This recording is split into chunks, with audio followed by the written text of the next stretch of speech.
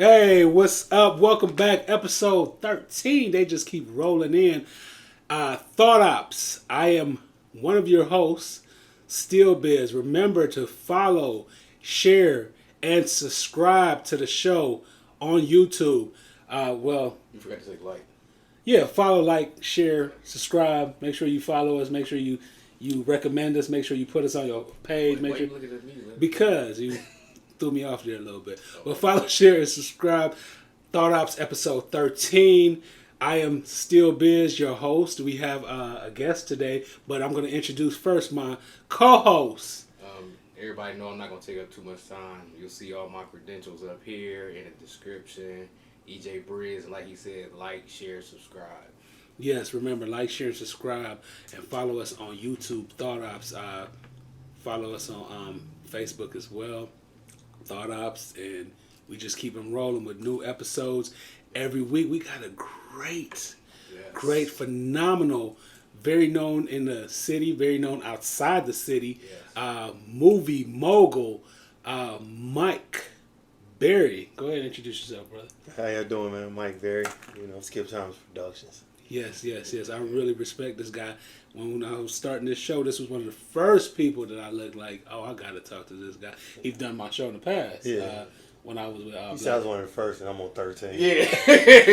He was 13. Yeah. Okay, well, I see how busy you are, so I was like, I gotta wait to see if I can. You can't trust this guy. Whatever, man. That's one of the first. 13. That's one of the first. You was one of the first on my other show. Yeah, I was. Yeah, you was like 2 or something on my other show. But I saw you was just real busy. You just keep having these movies coming out. So I want to make sure that I gave you time, and I wanted to. We was just holding it out and seeing that. Seeing how this everything works out. We waited to episode 13. Everybody say 13 is unlucky, but not here. I didn't even think. I didn't even not think here. About it. Well, here you go, Mr. Negativity. Remember, I told you about that bad energy. This is breaking the stigma. 13 is great. Okay. All right, there we go. Okay. Yeah, Mike. How was your week, Mike? I was cool, man. I can't complain. Matter of fact, that's cap, because this is one of them. You know what I'm saying? That's just what you say when you're on these shows. It was a rough week for me, just mentally. You know what I'm saying? I was in a space this week, but. It is what it is. I ain't get a lot done, so I was at home resting. Yeah, man. You could, whatever you need to get off, you can always do it on the Thought OPPS. Whatever you want to do, whatever you want to get off, whatever you want to talk about. My week was not delightful. What did I do this week? Eric about to get mad, but I finally finished this book. Oh, great. Jack, we talked about me reading this book on the last episode. This book was not one of my favorite books. It's about a white guy from like a middle class family, but he found like some hard times in his life. He met a black young lady at a cemetery, of all places, and she was a teacher. And the story talks about their love and how they got married, and just a lot of drama. It was mainly her family that didn't want him to be with her, but his family didn't really deal with him. And It sounds interesting. It was when I read fiction, I don't really look to see what the book is about. You know what I'm saying? Yeah. So I just I go for this is gonna sound bad. I go for bestsellers or I find book list of book clubs and see what book clubs recommend. You're a front runner. Yeah, fictional books because I want to I write, so I want to see different types of creativity. I don't read the book for I read the book for the art of writing. Okay. Mm-hmm. Okay. Yeah. So Mike, so. You're not gonna ask about my week because your week is usually uneventful. I don't want to hear. No, go ahead. What about your week? No, my week was cool. Pretty uneventful. I did volunteer at the Huff Library for. I thought that was last week. It was this past Saturday. The Saturday just passed. Oh, you just said you were going to do it. I volunteered at the Huff Library for a young lady. She does. She talks about. She has a Instagram page. It's called Project Heat. Project H.E.E.A.T. And she's trying to get her Instagram page back running. It was like a focus group. Her main focus is talking about HIV amongst the young adults in Cleveland and everything like that. So HIV awareness, getting tested. People get tested, safe sex and stuff like that. So it was very interesting. So that was my adventure of me volunteering. Okay, I mean that's pretty dope. That's pretty good. I try. Yeah, I try to get back to the community. Yeah, I mean, I worked out a lot this week too. Like, I keep getting smaller every episode. Thank God. Like, I was looking at the old episode. Whatever, man. I mean, because dude, I ain't gonna lie, man. I was going through my stuff. This is a shirt I couldn't fit anymore, so I've just been putting on all my tight clothes that ain't tight no more. So, trying to get myself back together so I could be in one of Mike Berry's movies. So, Mike, tell us a bit about yourself. What you do? I'm a filmmaker, motivational speaker. I've done, directed, produced, or written 10 films so far. I've been blessed enough to have titles on Stars, Hulu, Prime, Dish Network, DirecTV, And I do motivational speaking. A lot of people know me from my 1 minute of motivation that I do every day. We was talking about that. Yeah. So can I say something like one of the most because I've known you for probably like 20 years or so. But one of the most impressive things that I ever, and I want to make sure I say it now that I can think about it, that impressed me most about you was, I remember you came and did my last show, Black Hood Show, and you were talking about something that was not popular at the time. And I was sitting there like, that's something we all think about, and it was like, and it kind of like motivated me to be more concerned about mine. Okay. You were talking about mental health before Black people were talking about mental health. Yeah. Do you remember that? Yeah, I was one of the first. One of the first. And then it was like in that moment, I remember feeling like, oh, this is weird. This is kind of awkward. Yeah. And then I remember going home and start thinking about it, like, we do need to think about that more.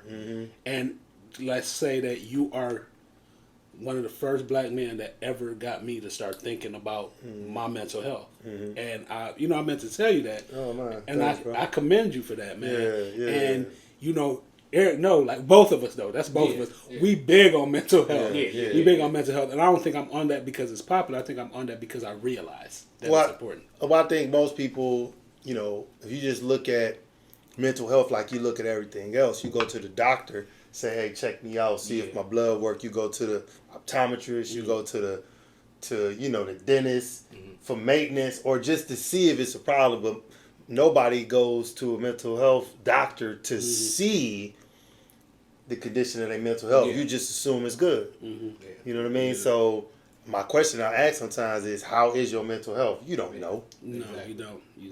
You don't know, And a lot of us don't believe in going to therapy and then be walking around here just ruining everybody else's life because we need to be in therapy. And the good thing is, like, I've been seeing a therapist since I was like 16 years old, so that was like 96.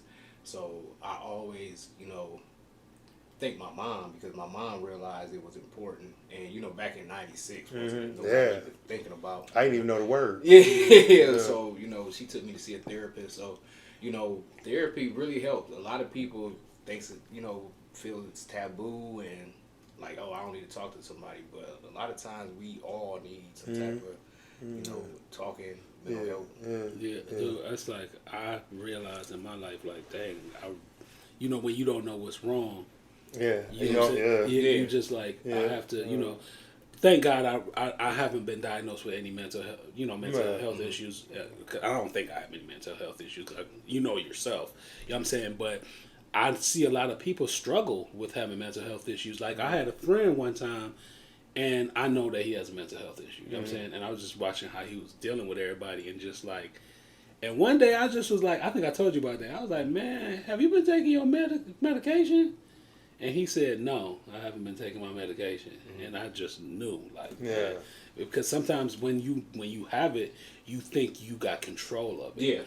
But you don't have. You have control internally. You feel like you have control, but on the rest of the world, you're destroying it. Well, you do have control of it because you got knowledge of it. But your control is skewed by your worldview. Right. So you know what I mean. So you have these cognitive errors in your thinking. Right.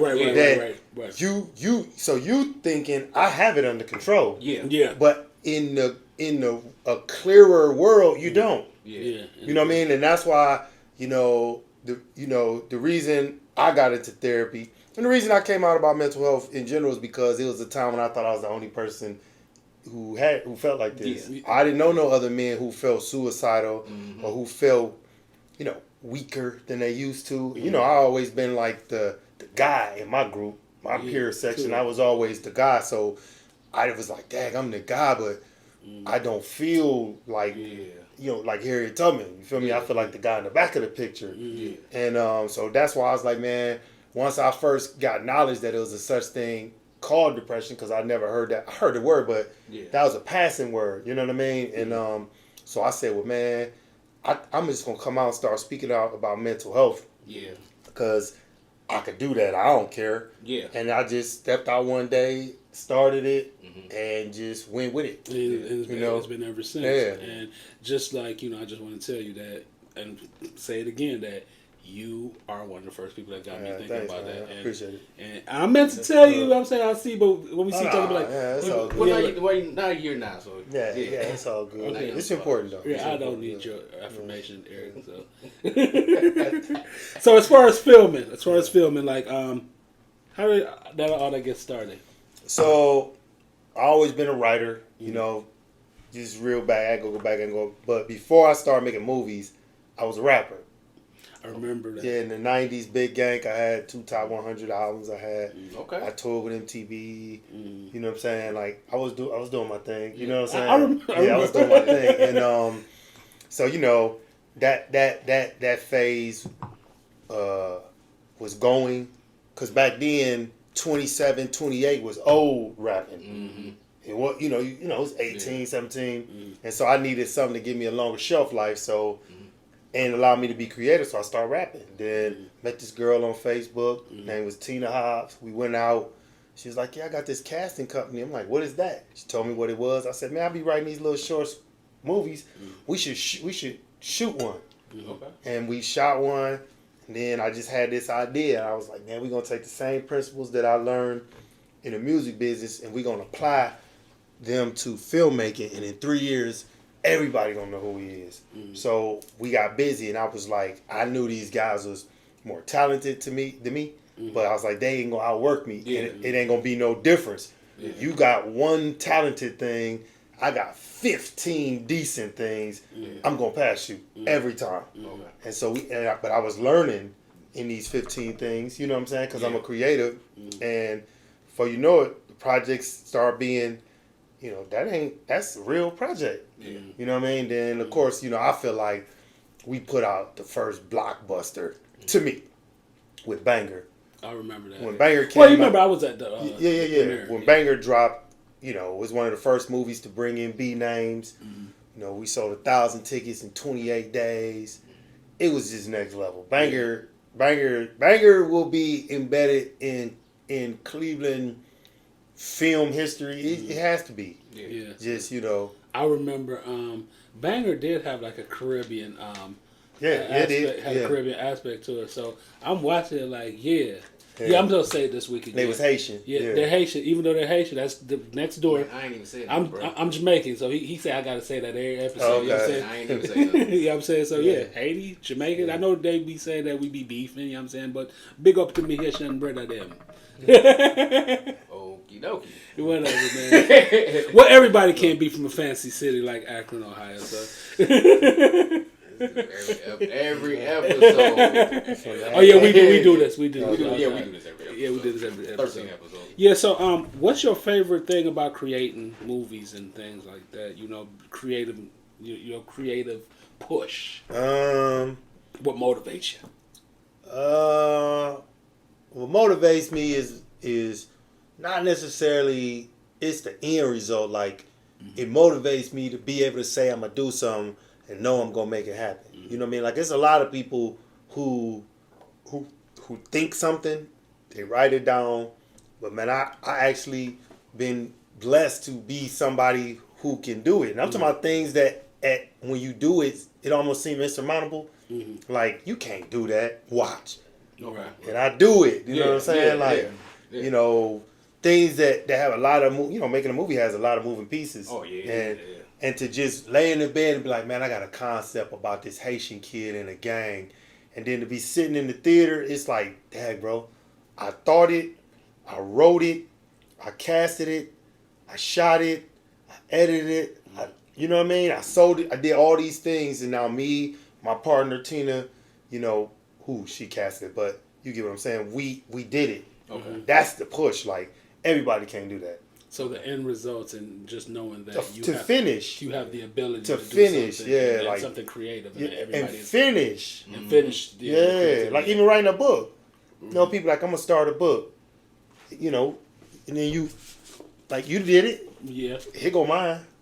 Yeah. Like, yes, everybody can't do that. Yeah. They got a manuscript or a couple pages in a Word doc, but to have one of those with a barcode in a store, you know, it's like, you know, I had these concepts, these things in my head, but I got proof of the concept. You know what I mean? Because I've done it, so I proved that this concept worked. You know, and that's actually one of the things that has allowed me to prosper, is because I tell people all the time, they be like, how you get people to come out or follow you, whatever.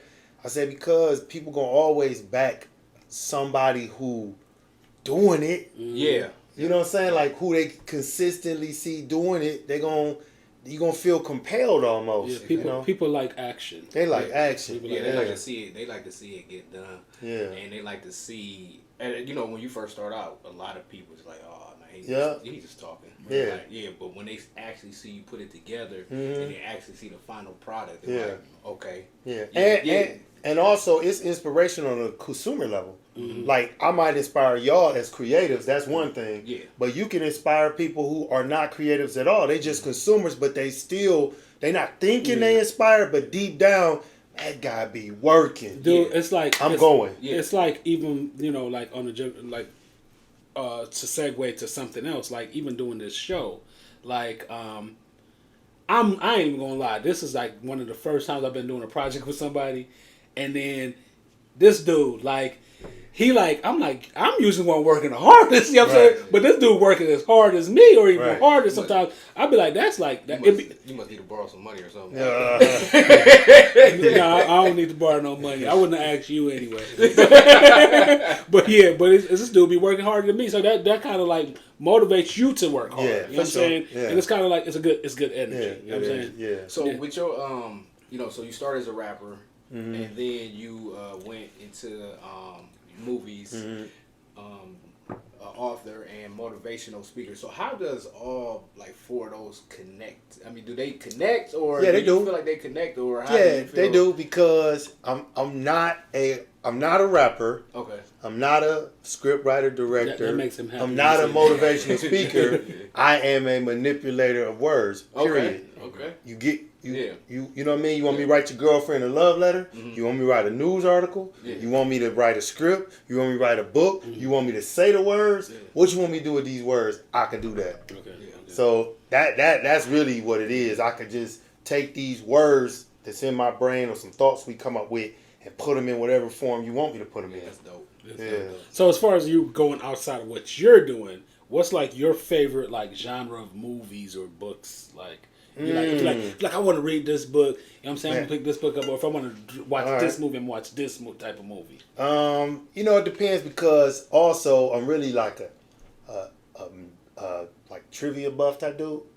So, man, I don't like to read as much as I used to, so I watch a lot of documentaries on a lot of topics. You know, documentaries to me is like reading the book. Yeah, I watch a lot. Because I can talk, you want to talk about, you know, Rome, I done watched all them docs. You want to talk about the mafia? Watched all them docs. You want to talk about Big Bang? And watched all them docs. So I can talk it like I read the book. So, you know, I like that, because I always like knowledge, just reading books. Books that got nothing to, like, I read all the classics. You know, Wuthering Heights, Moby Dick, Hounds of the Baskerville, Tale of Two Cities. I read Shakespeare.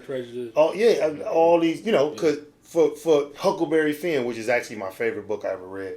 The Adventures of Huckleberry Finn, Tom Sawyer, those books, man, those is... Catcher in the Rye. Yeah, Catcher in the Rye was good, was too. beautifully written. Yeah, like, I can't believe that these people write the 1984, how can you write a book like that? You know what I'm saying? Yeah. But anyway, always just been on that, you know, like some, you know, thirsting for knowledge. So yeah, it all kind of just tie into my thinking. Okay, so you like you pretty much like knowledge based. Yeah. Stuff. Yeah, I don't. It's fiction, whatever. Just give me a good story or some knowledge. You know what I'm saying? I'm not really a good, I don't want to read a book about, mental health. Yeah. I'd rather read a story about mental health and get the game out of there, but not the facts. Yeah. Because how I read is I read a fiction and then I read a nonfiction. Okay. I read fiction, I read a nonfiction. Yeah. I got like a little bounce them off because I don't want to get too much into reading about one thing. Yeah, so I got a question. Go ahead. So being a creative and me being a creative myself, I know there's times where, you get frustrated and, you're looking for inspiration. Like me, a lot of times, and I always go back to this one movie, which is The Godfather 2. And that's like my inspiration because... Second time talking about The Godfather 2 on the show, but go ahead. Because to me, The Godfather 2, especially like dealing with Michael, it's like it's not manipulation, but it's thinking. It's strategizing. Okay. Whatever. Yeah. So whenever I'm in a funk or I have issues with something, I always go back to like The Godfather 2 and just kind of collect my thoughts. So is there anything that you go back to or anything that inspires you when you're like? Yeah. So when I'm in a funk, I take like a female approach. So imagine a mother got kids. Okay. Funk or not, she got to do what she got to do. Okay. Yeah. So I be telling myself, funk or not, this baby, whether it's my movie, because I'm gonna have all these kids. So in this, it's a baby. This is my baby. This time is a movie. Yeah. I gotta get busy. Yeah. So it's crazy because when I did A State of Mind, I was in like a crazy space, depressed wise, and I couldn't shake it. So I said, I know what I'm gonna do. I knew the movie was coming out July 7th, and I knew how long it would take me to do the things I need to do. Okay. I waited until if I don't start today, I won't make that deadline. Yeah. And I had to. Yeah. Because I wasn't gonna look stupid. So you had to put yourself. I had to put myself in a position where, because I kept putting it, I just couldn't shake this thing. Yeah. And I was like, all right, just wait another month. Yeah. And then it was like February something. And I was like, this movie, I done already started setting movie promoting, and the movie ain't even done. I had to get busy. Busy. So you had to put yourself outside yourself. Because I didn't know how to get myself back up. Nothing was working. But that I wasn't gonna tell the whole world, sorry, I didn't get it done because I was depressed. Yeah. You feel me? And next thing you know, I was going, and I climbed out that way. And sometimes that's when you do your best work too. Yeah, under the gun. Heck yeah. Because you have a heightened sense of things. Yeah. I mean, do you? This is a question I want to ask about, because I ask everybody that work in a movie thing in the city, or if I get the opportunity to meet somebody outside. Now, the team building thing. Yeah. How has that been for you? Hard, because my partner is a me, and it takes a certain mindset to just understand what it's gonna take. Everybody can do it, but everybody can't do it. Right. If we had a meeting and we brought over 50 guys and said, man, we about to do this podcast, three of them gonna work. They're gonna do all the work, and the other guys not. Yeah. You feel me? Yes. So I'm a guy like, my partner's such a beast. It make me just go because I know she going. I'm gonna do my part. I ain't gonna hold us up. Yeah. So if I got a team, hey man, what you gonna do? Because Skip Thomas wasn't always just me and my partner. We was two different companies. I was Skip Thomas with a group of partners. She was Hopstyle with a group. Everybody, and I was like one day, hey, we should come together because we got like thinking. Yeah. So as it relates to, I made 10 films in 10 years, and no matter how hard I tried, because I done met a lot of people who I met out, tried to bond with, tried to vibe, I ain't found another me. And I don't mean me as in skill set, just somebody who understands, what it's gonna take. I ain't found one, and that's why it's still just me and my partner. And trust me, I done talked to a lot of guys who said this what I want to do. All right, Let's get it done, and they don't do it. Yeah, I think a lot of times when people put that work in, they don't see. People just want things to be instant. So when they put that work in, they don't see like, hey, like I'm not getting paid a boatload of money or whatever. It kind of just well, let me just mess them up mentally and everything. Kind of could it be that some of these people are just not really that smart and they think that they're able to do stuff that they're not really able, or they viewing it wrong. So. This is how I think. This is how I thought about it. So money used to be the biggest reason. You want to get to the. But man, if I've been dealing with depression 25 years since 1997, if I had $1 billion, you still be depressed. I would give it to you. Oh. If you could take this away. Yeah. That's on my mama. Yeah. Because I ain't been 90%. Since 1997. If you, I walk through, I function, but I can't explain it. It's almost like sometimes I feel like I'm not present, though I'm present. Like it's the weirdest feeling, bro. Like I'm not saying I don't have fun, but I don't. Yeah. You got it. It's hard to explain. But if I would pay you $1 billion, bro, if I hit the lottery and the doctor said I can make it all be gone, and you could be what's considered like you. You just said you don't know what that feel like, bro. I don't know what it feel like not to, because it's been here so long. So that changed my thinking, and I said, well, it ain't money. Yeah. So it's because if I had money, I still wouldn't be 100% happy. Yeah. And that's why you see a lot of people with money that commit suicide. Yeah. Like that. So what I'm thinking is, man, let me just operate in the purpose. Do what the universe is asking me to do. When I die, I know it to be factual.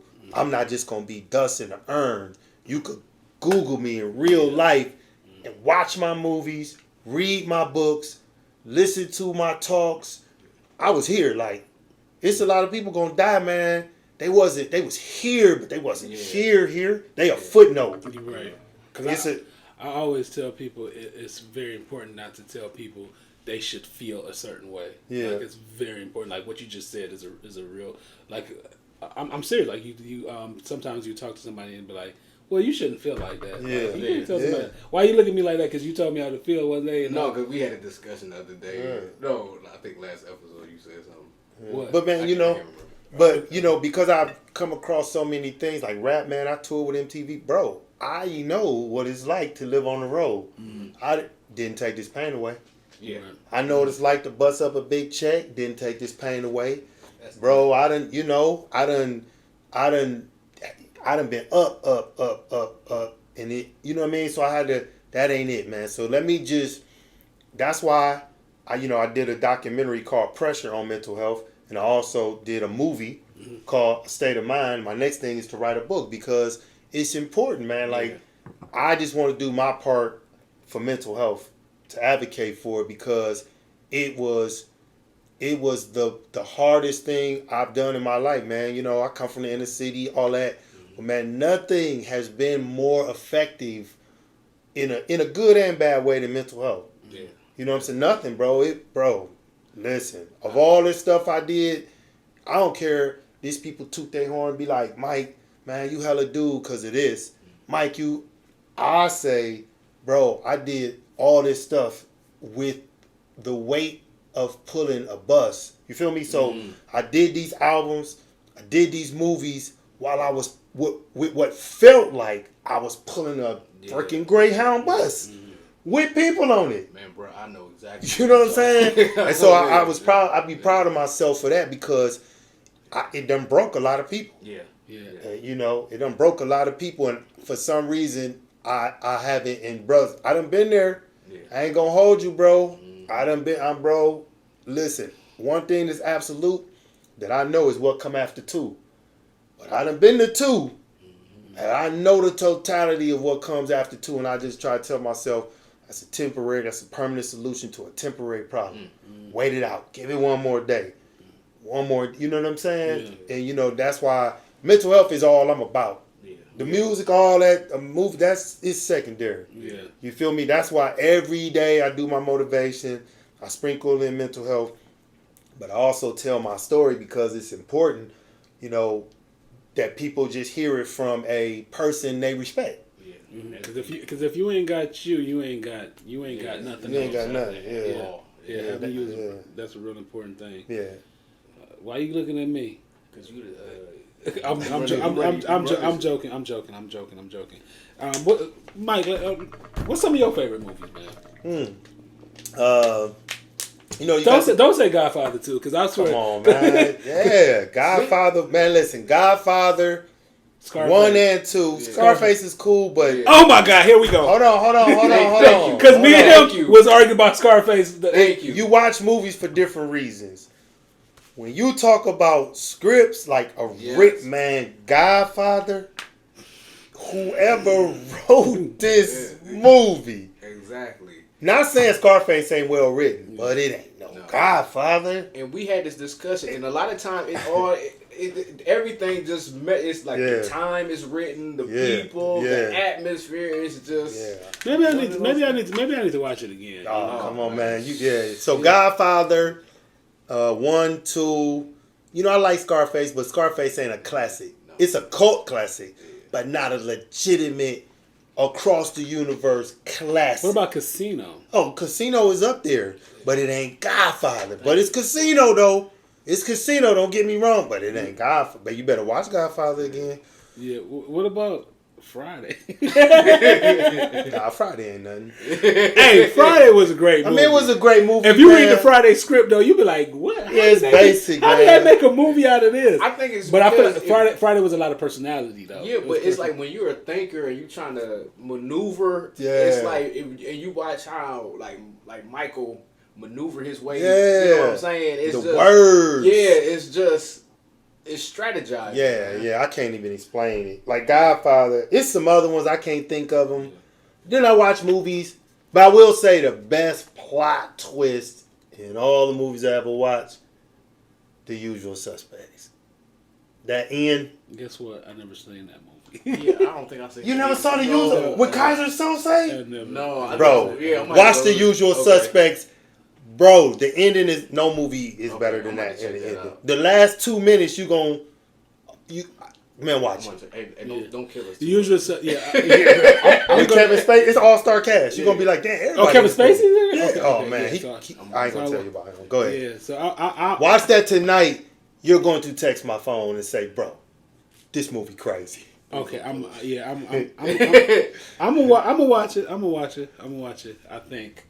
You gonna watch it, E? Yeah, of course I'm gonna watch it. Yeah, he is. Oh, your movie buff? Oh my God, dude, he will watch. Dude, I watch Tubi movies. He watch every. Tubi, I can't do it. Yeah, he watch everything. I will, but man, sometimes they lose me, man. Yeah, I'm on Tubi, so you know why not watch it? But I'm not the biggest Tubi watcher. You know what I'm saying? Like, it's funny. I watch Tubi for Netflix. Yeah, he will watch Tubi for Netflix. Movies? Yeah, I just like seeing just raw, you know what I'm saying? Like, it's funny though, because I watch Tubi because if I'm on there, I gotta watch some of the stuff, and then some stuff like, they done lost me with this. But I won't watch Tubi. But I'm like a movie, like a little bougie with the movies and whatever that I watch. But the funny thing is, in Jamaica, they have like the worst. Not worse than Tubi. No, yes it is. No, I'm showing Eric. I'm showing they have, terrible. But I will watch them because guess what? We don't have in Jamaica. We don't have a actual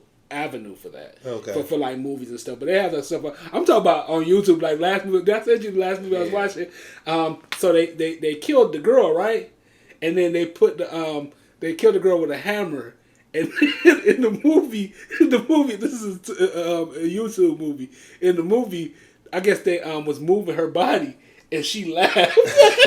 and then they cut it out to be like, oh, that was no, you didn't cut the scene. We seen her laugh. You're like, yeah, but I watch it because we don't have an actual we don't have an actual net for that. Yeah, because I love Jamaica because you're gonna hear that every episode, even though I have this American accent, but that's y'all fault.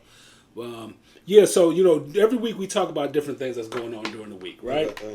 And this is Eric's worst part of the show because he think I'm gonna talk about rappers all day. But guess what? Mike used to be a rapper. Yeah, I used to be. But he has sense. There's a lot of rappers out there that don't have Oh yeah. That's one of the reasons I didn't get on like I. They told, hey, I was in the bling bling era, and I was trying to talk about something. See? Yeah. It was like being common. Yeah. You know, you remember? Yeah, I remember. Yeah, but everybody was bling bling. You know. Bling bling every time. What was your first book? The book that I read? Your book? The Dangerous Times. The Dangerous I'm Times. at home reading it now. You know what? That book. So your book is at my mom's house. Is it? If it's not over there, I'm gonna check to see if it's over there. Because I was moving, Yeah. and I'm like, "Where's my book?" Because I wanted to put it on the show, and I think it's at my mom's house. Because I only lived here for like 5 years. Okay. But what's going on with people that's in famous land? According to People magazine, Jamie Foxx is reportedly still not himself. With the health crisis that went on, and I just want to say, special shout out, special prayers for Jamie Foxx. Yeah, for sure. Because Jamie a good dude. Yeah, Jamie was like a really Jamie. Was that me and you talking about that? Where we saying that when I said that Jamie is more than just an actor. Jamie's an entertainer. Yeah. Jamie is He's comedy. Yeah. He's music. Yeah. Like when Jamie made music, I like the Jamie CDs. You know what I'm saying? Like it's like I ain't never seen nobody that did. I mean, he was exceptional in Ray. Oh yeah, Ray was next level. But even made great music. I'm saying Jamie made great. Yeah, I give him that. He made alright music. Jamie made great in I would say he made some. Yeah, he made some good music, but come on, bro. Well, don't blame it on the alcohol. Yeah. All right, so next topic that I saw this week, the Supreme Court strikes down on College Affirmation Act, and y'all know what the College Affirmation Act is. It can no longer take race into consideration for admission. Yeah. And it's a pretty sensitive topic because people are no longer able, they want to say that. I've seen a couple of comments from Michelle Obama, and they want to say that, I don't think, all right, this is my feeling. Michelle Obama, was she agreeing with it? She wasn't agreeing, but she was trying to have you be more sensitive to what's going on, to say well, now we have to work harder type of thing. Harder. But I don't think human beings are mature enough to do that. I don't think that certain, because I got a cousin that graduated from Yale. She graduated from Johns Hopkins, and I think she would have got in anyway. But sometimes people are overlooked because people are not mature. You know how many jobs that people don't get because of their name, because somebody that is from a different different culture will see the name and be like, I can't pronounce that, so I'm not going to call this person. Yeah, but I don't think that we're mature enough. People as a humanity as a whole is not mature enough to actually do that. But go ahead. But I think trying to telling black people to work harder is crazy. Telling somebody allegedly. I'm paraphrasing a little bit, but you got to go back and see that. Man, okay, because that's like telling somebody go to the gym and work harder to get stronger, and they show up at the gym and ain't no weights there. But the gym everybody else at got the state of the art equipment. But you telling me to get stronger, I show up at the gym ready to go, and ain't no weights in here. Bro, how much harder?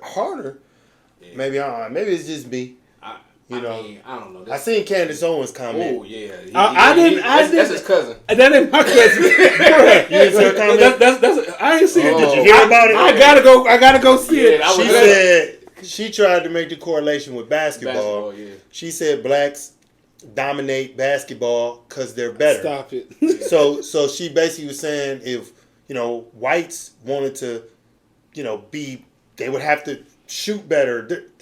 Again, that's like taking the weights out the room. We don't got a fair playing field. So, and I think a lot of times too, this whole new movement, because they want to talk about the woke movement. The woke movement is kind of like it's actually the woke movement and the conservative movement, because they're the opposite of each other.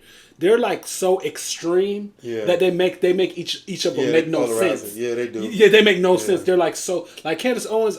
I almost followed her YouTube page the other day. Come on, man, you tripping. Just so I could see so I could be mad.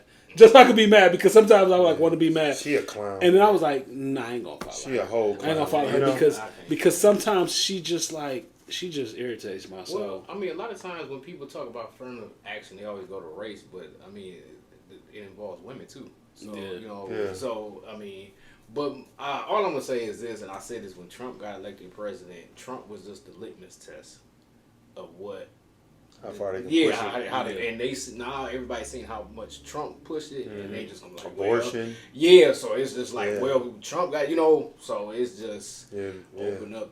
And they're going to pass another law about something else. Like, wait a minute, y'all, what? Yeah, You know, because, you know, abortion was crazy. And we know why they did that. Yeah. Because, you know, them white girls going to college, this ain't racial, just keep it a buck. They going to college, getting married, and having their babies later. Meanwhile, girl done popped out 4 kids at 19, 20. So we got, you know, we filling up the population quick. And they slowing way down because they getting into careers more than our women are. You know, we got so many, not saying young white girls don't have kids, but you get what I'm saying. We just haven't, so they like, man, y'all can't keep having these damn abortions. The most interesting thing I ever read about abortion is from the book Freakonomics, is that abortion actually lessened crime. And then they did research over 30 years on why, because they was like, why is the crime rate going down? I don't know if it's going down now, but this was during the time period that they, and because a lot of children that are unwanted grow up to be criminals. Okay. And they did the research over time, and I was like, that is crazy and interesting at the same time. I heard of that book, Freakonomics. Freakonomics is right there. Like if you want to get out, well, she say you don't read that much no more. But if I'm gonna force you to read it. But what else is going on? I saw Roseanne said. I got a question. Is Roseanne always getting canceled? Is Roseanne Jewish? She is Jewish, Roseanne right? Barr? Yeah. I think Jewish Barr? I Yeah. think so, yeah. But she said she always having these moments where What she say goes. this on? She said that the Holocaust never happened. That's crazy. Yeah, she said the Holocaust never happened, but it was like a rant. Like when I read it, because I just read it today, so I did a little bit of research about it. I was like, well, this is not interesting at all. But Roseanne always find a way to get canceled. Make sure you put a picture of Roseanne on. He hate putting these pictures up. He like, 'cause he don't like talking about it. But dude, the stuff that's around us. That's, You know what I tell people about the Holocaust? When they say, you know, you get, you know, people say, you know, X amount of people got killed at the Holocaust during the Holocaust, and X amount, way more got killed through slavery. The reason the Holocaust gets more visceral feeling of it is because you see it. Yeah. It's on video. yeah. You ain't saw nobody get thrown off a slave ship. Yeah. You never saw a video of a beating. You might have saw some, but to see, you know, it just makes people, because they can see though when they was throwing them in the mass graves and all that. I think that got a lot to do with people's and people's. It just you can actually see it on, you can video. see it, not a And drawing. they got pictures, like actual pictures. Like, yeah. Like if we saw the Aztecs sacrificing to the gods, we would be appalled. Yeah. But we don't see it. We just see the hieroglyph. Yeah. And we know what they did, but we would be feeling some kind of way if we saw it in mass video, like you see the Holocaust. But I mean, you could show it to some people. Some people think it's a conspiracy. Yeah, like they faked and all that. like, they acted. In They didn't really go to the moon. It's just weird. And just like I was talking the other day with somebody that's very intelligent. She was saying, we're talking about the flat Earth theory. I don't know if you're a flat earther. I don't know. No, we fine. Okay, all right. So we was talking about. So we just came to like the most common thing, like what would be the point of the scientists going through all of that to try to prove that the world was wrong? And I know flat earthers watching this and they're gonna be like, they're gonna unsubscribe. Anybody who think the Earth is flat is just ridiculous. That's just ridiculous. Hey, make sure you like and comment. Comment, share, and subscribe. Now, Governor Ron DeSantis say that he is in favor of eliminating the DOE, Department of Education, IRS, Internal Revenue Services, and other government agencies if he is elected. I read a little bit more about it. Well, I think he is a Republican, right? Yeah. That's Trump's biggest. He's very Republican. I know a lot of people like he said he tried to get rid of the IRS. They happy, but I don't think that's gonna be that easy. And you gotta read more into it. It's just like that is just a headline to get you to click. Him and Trump gonna go at it. Yeah. Because they. And you know they should start doing. They should just start letting these politicians fight. Oh man! And whoever wins, here we go. Because a lot of them act like they tough guys anyway. Man. So hey, get in the ring. Hey, and you know what? Fight and you get an extra 100 votes. Extra 100 votes. That ain't a lot. Ain't a lot of votes, buddy. So Carlissa Hood and her son, who shoots the man that assaulted his mother. Well, we know that she went free and her son went free. That is the saddest video to watch. This man, and then his family hood. Oh, did you see the family at the funeral? Yeah, but you know he got loved ones, so everybody got loved ones. Yeah, he got loved ones. So you can't get mad. Yeah, Jeffrey Dahmer's father didn't cut him loose. You feel me? So you can't. It don't matter that he punched that lady. His family's still gone. Because it's like, to me, gone. It's to me, if you have a family member that's in prison and people be like, well, your family member, man, let him and God work that out, because I'm always going to be there for my family. Right. And they in Chicago. Yeah. So depending on who Buddy was. Yeah. Hey. I think the problem, and I'm not trying to be funny, but I think the problem is them wearing T-shirts calling him the Knockout King. Yeah, that was crazy. He punched that lady 3 times and he didn't knock her out. So how? That was crazy. So, I mean, he dead. You can call him what you want. I don't understand like how you call yourself. His family call himself the Knockout killed, King. so. And he punched her 3 times and she ate all 3 of them punches. But it also goes to, you know, and again, she is the victim. But man, women cannot be going back and forth with no man. You can't. You just can't. I know you agitated. You can't. I agree, but I think men, you shouldn't be arguing with a woman in the first place. Well dude, did you see, dude? The dude looked like somebody that knew that, right? That knew that to argue with. So if a man is arguing with her, you're not gonna win that. Like, so both of y'all can't argue because if it escalates, you not gonna win that. You're right. You know what I'm saying? Like, especially when you taking the tone, like, do something. You know, like. You just can't. Because he was like, you got one more time.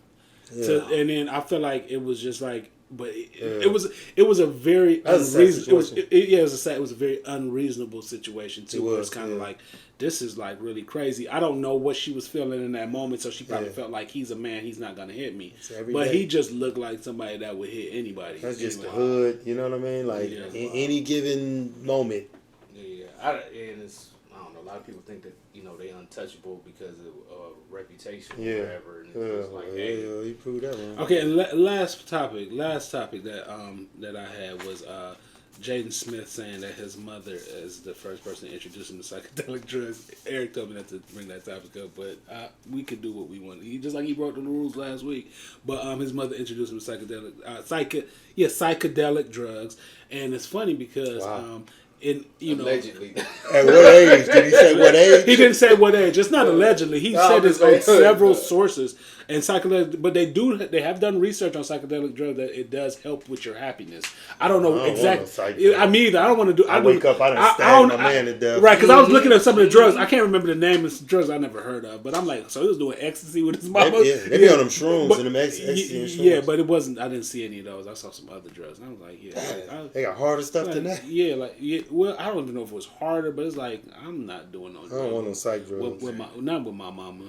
Like I don't do drugs now anyway, but like I'm not doing. He drugs. said not with his mom. Like, I do it with my friends. Well, I mean, back in the day, I used to be young. You know what I'm saying, but I'm a sober guy now. But like I've done weed or whatever. Yeah. I shouldn't say that on here. I'm done other stuff, but no crack. He said he did. He said I did weed. Like, you do weed. That's how you know how long it's been. You do drugs. You smoke weed. You do weed. Yeah. Shout out to Smith family. Yeah, shout out to the Smith family. But yeah.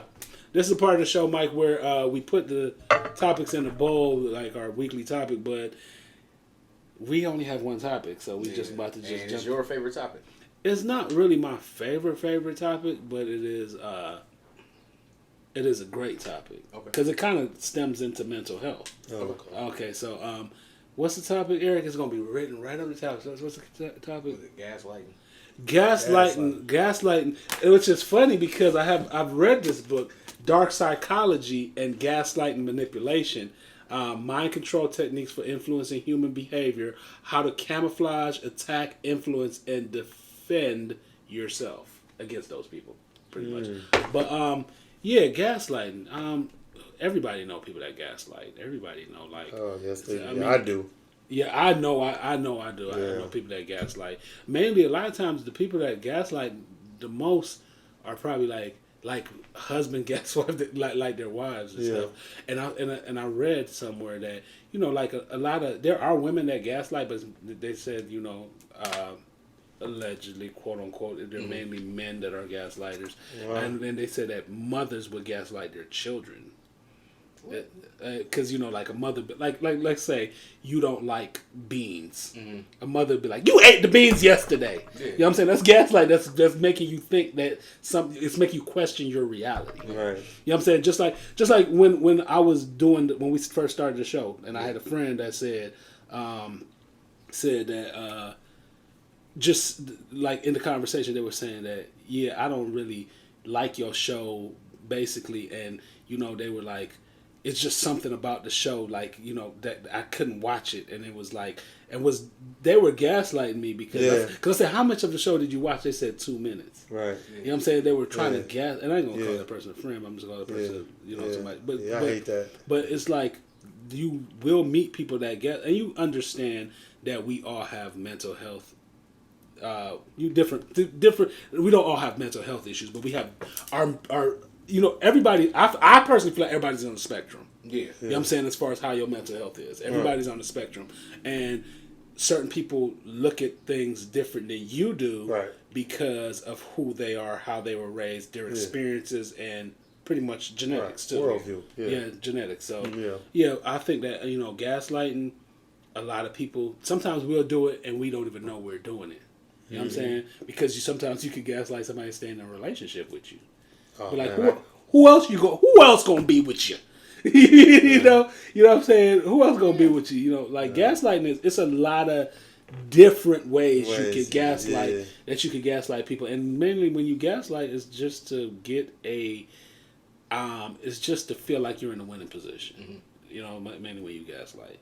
But this book is a really good book to pick up, though. Dark Psychology and Gaslighting Manipulation. It's a really good. You know what's kind of funny about that? It's like dealing with mental health, because I'm always in my head. So when it comes to people trying to manipulate me or whatever, it's like, since I'm always in my head, it's like I don't really think that they have room to get in my head, because I'm always in my head, thinking about stuff, how I'm going to change this, how I'm going to do this. And I have always been, comfortable in myself and strong enough to think on my own that, when it comes to peer pressure and stuff like that, that goes out the window. Mm-hmm. So it's just like, I think if you're strong enough, even though you're dealing with mental health or whatever, you can still be strong in certain aspects. You know what I'm saying? Yeah.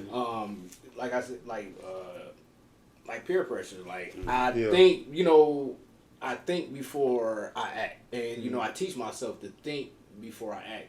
Sometimes it might not go that way. You might act irrational, but even if you do, you have to sit back and think about the mistake that you made and how not to make that mistake again. So it's like, I really don't like manipulation. I can see it like as being a parent and having kids or whatever, because you try to get your kids, kids think the way their kids think. So being a parent, you do have to do some of that manipulation to get them to do what they need to do.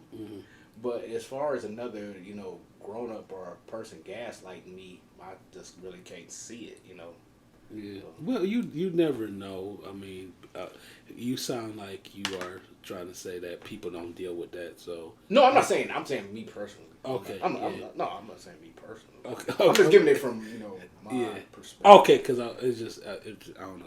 Maybe I was Did you just gaslight me? I didn't gaslight. Maybe I was just looking at it like, oh, he think that this could never, because I feel like gaslightable. I feel like everybody is impressionable. And I feel like we've all just won't like. I feel like we've all been through it before. Yeah. I mean, me dealing with in the past dealing with alcoholism. It was a part of.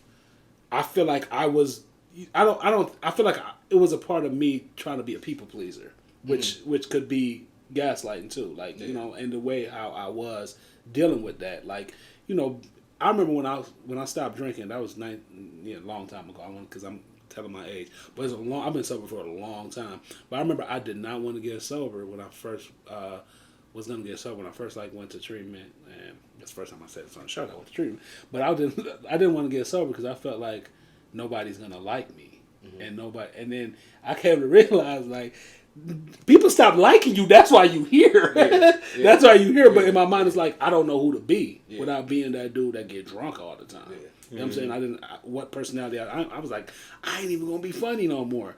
And then people was telling me like, dude, you was funny for like drink number 1, 2, and 3, but after 4, you was a a-hole. Right. Yeah. So gaslighting. I mean, I don't know how we stem off into alcoholism, but that's a part of the whole thing as far as like gaslighting and being that type of person. You know, those all, mental health, all of those stem together anyway.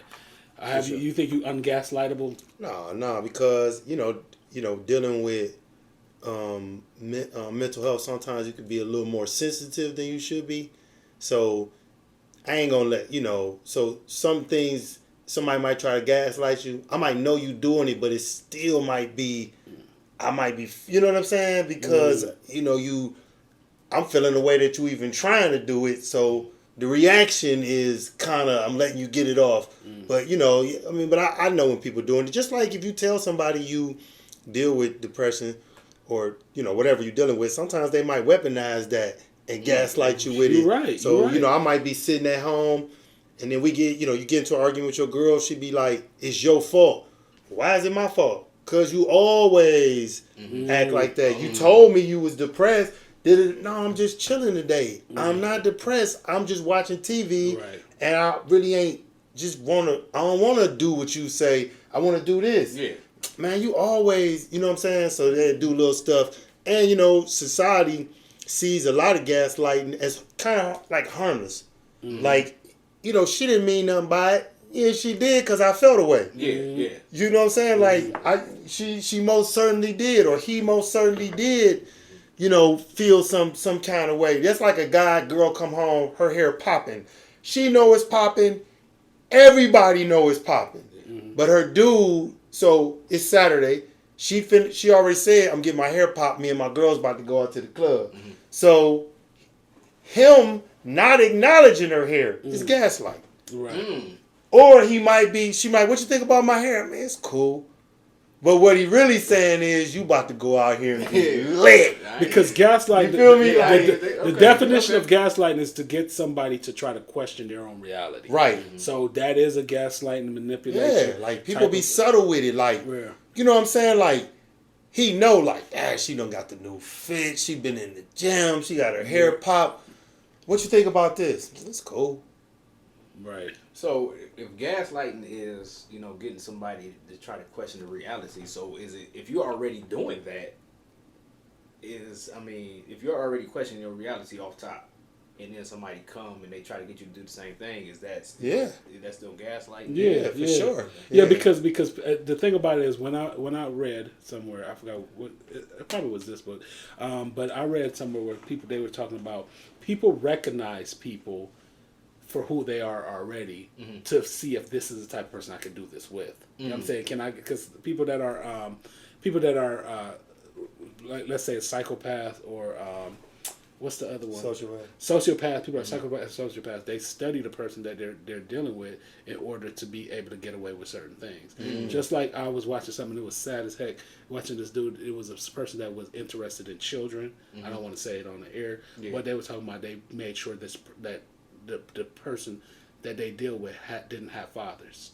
The people they deal with didn't have fathers. And that's just like gaslighters. People that gaslight, they try to recognize these people. Or if they find somebody with low self-esteem, that's smart, they'd be like, oh, this person has low self-esteem, but they're able to take care of me too. You know what I'm saying? So they're like, but all I gotta do is just keep this person questioning their own reality, and I could take advantage of this person. Yeah, you can gaslight yourself too.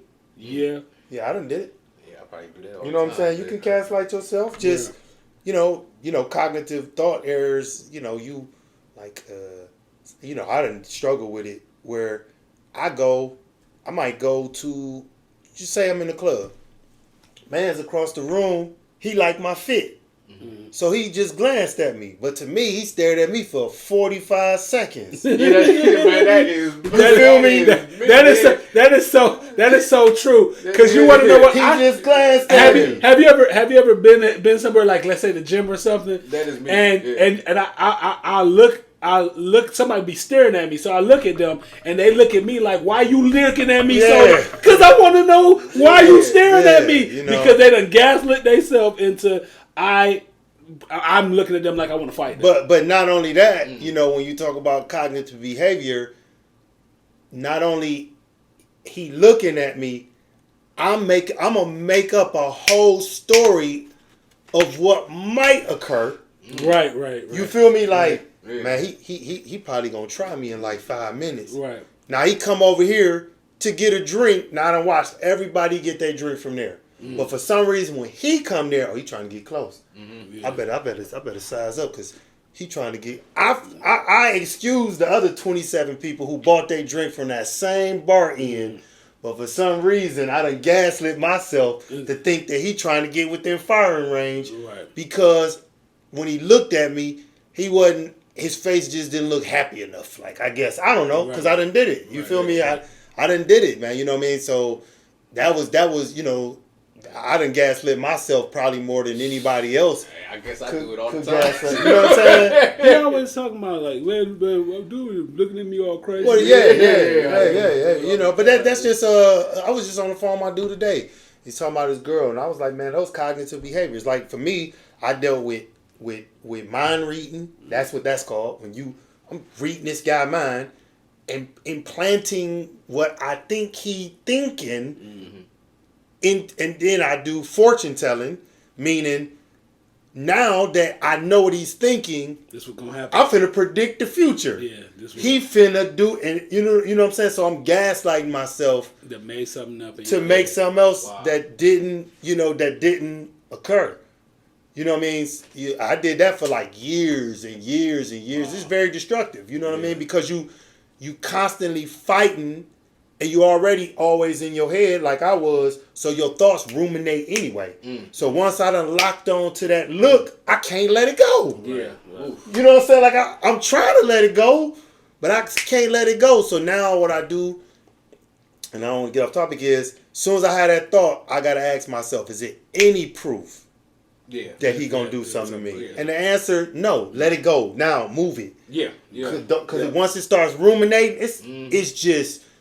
Now I might be creating a problem because he could feel my energy. Right. I don't even feel his energy. I just put it there. You feel me? Right. So yeah, you know, nice size buff dude. Energy gonna be different. Because now I'm giving the energy, and he giving it back because he a man. Yeah. And now I knew it when really it was me. You feel me? It was you the one that started. It was me doing. Yeah, it started off. Yeah, so yeah. Gaslighting is a hell of a thing. Everybody pick up this book by Ryan Pace, Dark Psychology and Gaslighting and Manipulation. And this is a book about me and Eric being around Eric. No, I'm just playing. Surrounded by that's another good book that it talks about different types of behavior, different types of people surrounded by idiots. By Thomas Erickson, and it talks about that in the book somewhat, where there's different types of people, different types of learning how we are because of how we were, how we deal with things and how we look at life. Now we want to thank you, Mike, for coming to. We truly appreciate it. Truly appreciate episode 13.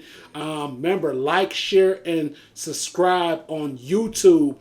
Thought OPPS. Like, share, and subscribe. Comment too. Comment, comment, and make sure you like. We missing some likes. Make sure you like. And make sure you look up Mike Berry to support all his movies, books. Yeah. Follow him. Everything on he Instagram. do. This one the greatest dude I know. Motivational sections on Instagram. He be talking every day. Man, like I was telling him before the show, I was like, man, he helped me out this week. Man, so. Thank you, bro. Yeah, last week, guest said you helped her out. You know, yeah. Nazy Nay. Oh yeah, so you help her out, and it's crazy when you hear like us doing all these things, and we hear these things that people have done for other people, or even you hear stuff you do for other people. You're like, that's crazy because that's a network, that's a community. You know what I'm saying? And we got to remember to keep that community going. So thank you. Like, share, subscribe. Thought OPPS. Peace. Next week, we not having a guest because we need a break from guests. So we do, man. We do. We don't need no guests next week. They're like, we gonna get no guests next week, so I could, do the show with this dude and try to get him together. So. All right, like, share, subscribe. Thank you.